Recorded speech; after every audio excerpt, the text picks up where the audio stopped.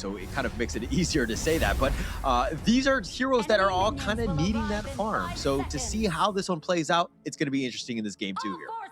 And I believe this is one of our first ever Chicha in the Clash lane. Usually we see players like Bai, he enjoys playing it in the jungle. Players like Lanfeng, he enjoys playing it in the farm lane. But this is the first one that we are seeing it actually being flexed in towards the Clash lane. Excited to see how Xuan plays it from a different lane perspective. I love it. I love the flexibility of that hero as well. It adds quite a bit in terms of how they want to go. But Ball taking a lot of damage already, so he needs to be careful. Understanding, oh, the flash away. No, he's going to give up first blood. I think Xuan is very comfortable on this hero. Ball a little underestimating the damage that Xuan has. So let me brief you why is this specific setup actually happens, right? So for those who don't know or don't play Chicha, every time she changes from melee form to range form, she gets a 50% of her spell refund of spell 1 and spell 2. That's why she can keep spamming her spells and arrows to take down Bao. So Bao was busy clearing the waves. Xuan was like, okay, I'm just gonna hit you, get 2 arrows in, and you're gone. Yeah. Ball already having a terrible game. I mean, compared to game 1 where he didn't die a single time. But again, I think he just caught it out. I mean, I don't think he's even familiar with this matchup. Chicha really catching him off guard. He really underestimated the damage there. I believe so. He overestimated it. We do see Duke of Death towards the mid lane here on towards Kong Ling. Yeah, ZhongQ though has to just kind of dash away. F1 though he's gonna look to go in for this as well. He flashes, but ZhongQ's gonna be picked. Xuan with yet another kill. He wants to get maybe another one, and he's gotten all of the kills from Nova. The KIS4 MVP, half MVP is angry, and just within 2 minutes of the game, he's 3-0 on a Chicha. Yeah, so I think Bigatron right now are like, okay, this Chicha, this is a problem, especially from the Clash lane. It's not even the jungler or the mid or the farm. This is one from the Clash lane that is completely dominated and is now going to just own that top lane. Oh my god, if you're a ball, you're not going to be feeling good because you're against a 3 kills on a Chicha, double buffs, and yeah, cut it. Like, Ball, he needs to find tempo somewhere else. Laning will never be an issue right now for Xuan anymore. For Ball, it's about finding tempo with the future true mantras on the key target, potentially Kong Ling or Muchi later on. Yeah, so most of that farm, obviously more farm will be funneled into ZhongQ as well as Lanfeng. Ball right now, it's more about that initiation, just the stuns, the controls. Let the damage dealers do their work. Yes, you might be losing. You're down about 1K at this stage. It feels bad, man. And this is not great, but you're up against one of the best in the world in Xuan. Perfectly agree. And check out the gold right now for both the Clash lane and jungle coming in from the side of Nova Esports. Kong Ling has already completed his tier 3 jungle item, which gives him direct access towards minion sharing here. And we see Ball going in. Oh, Kong Ling taking a lot though. The duel of death is going to be on point. They find him. They get that kill, and Xuan being bounced around as well. Here's the umbrella upper. Xuan looking to turn this around, and he doesn't go down. ZhongQ making him pay, and finally, the great demon that is Xuan goes down. Perfect timing coming in from the side of Bigatron by Vitality here. Getting the catch on towards Kong Ling, making sure that he doesn't get to move even a single bit, and Xuan, based on the play on the Riverside just that he had committed, he did not have flash in that specific fight, hence getting 2 back-to-back kills and getting that shutdown goal on towards the key Chicha. Yeah, huge for ZhongQ right there. Huge for Bigatron in terms of just turning this game, right? Things were looking to get a little out of hand, but Bigatron are like, okay, let's focus on that top lane. He becomes a main target. I mean, yeah, he had 3 of those kills, but he had that farm. Now we've taken that away. It's only 4 minutes into the game, and now they're looking to turn, but now Ball looking to decide to go in with that Raging Sea. It looks like they've been pushing away. They've already taken the Tyrants, which is what they've wanted, and Nova Esports not able to make them pay. But they do have to give a bit of a tax here because you do burn the flash both on Bao and Lanfeng. That's going to be 2 minutes of unknown danger that may be coming in towards you later on. So maybe, just maybe, Nova won in terms of the long con here if they can make something happen in the next 2 minutes. Whoa, that is a very positive outlook on things. I would not have gone that far, but yeah, okay. If we're thinking of that, yeah, okay, yes. I can see it. I mean, definitely that is the way to go, but they have a long way. I think right now, Bigatron right now, definitely finding now those avenues of attack. They're down about 800 gold, so Nova Esports, it's still their game to lose, but this is very close at this stage. jungle control as well coming from Nova Esports, just treating this jungle like their own base. Oh, but broadside. Yeah, it looks like they've gotten the flash away, the Zonkyu. annihilation, but they find ZonQ. It looks like he went too far ahead, and Kong Lin with a hardened Jade Seal ensures that they get the kill. But here comes Ball finding him. He's alive. The Stampede away. Wait, Pit, he's somehow alive. Oh my gosh, he's so tanky. And this is a 4v5. While all this is happening, Shin is just having a field day in towards the top side, picking up all the farm he requires. And bot side is still continuing, and they're still putting a strong hold in for trying to protect this tower here. More kills, more resources in towards the pockets of Nova. Red team Yeah, right now it looks like has F1 is in a destroyed bad spot. tower. Kong Lin looking for the chase, the flash away. F1 will be fine. But Xuan, man, he's been left alone. He's just like, he might be the new carry now. Hey man, if you're playing the Chicha, you want all the gold to be in your pockets here. It's really different compared to the usual Byron, the usual Guan Yu sort of playstyle. You are actually playing like a core player. So for Xuan, the moment he hits that 2-item power spike, the Doomsday and also Spark Scorch, he's gonna be going really aggressive on targets like Lan Feng and Genmith.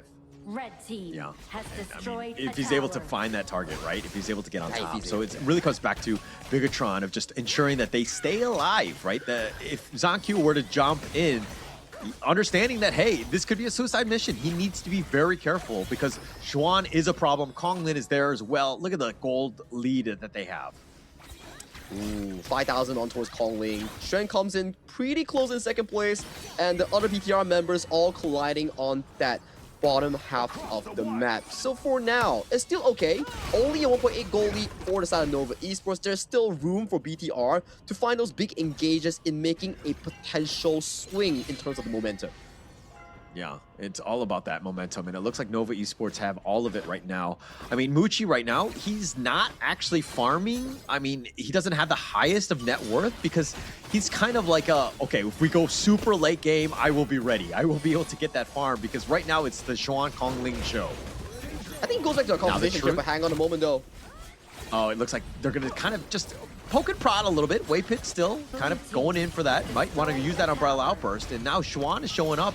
Needs to be a little bit careful. The minion wave has been dealt with. But now they want the Crimson Golem before they head on out. The Umbrella Outburst just the zone. Really well played by Nova Esports. They get off with that red buff.